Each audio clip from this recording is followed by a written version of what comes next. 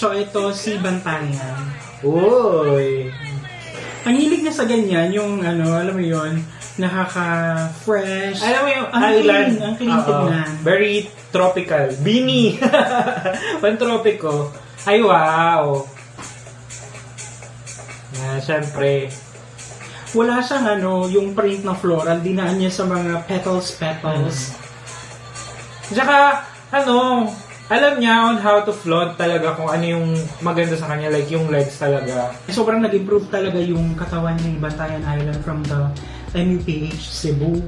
Sobrang mas nag-tone. Oo. Siguro sige, workout. Sige, workout noon sa ka. Ito ang kanyang enroll entry. Ay, wow. May pa-flower ulit. For kids. Ay, magaling siya sa runway. Like, she knows how to like, Tsaka kailangan yung ganito. stare niya, Mm. yung emote niya.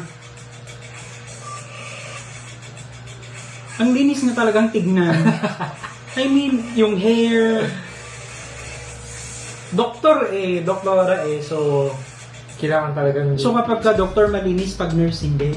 hindi naman. Kasi kailangan sa profession talaga, dapat kita pa lang na Pleasing, presentable, Oo. ganyan.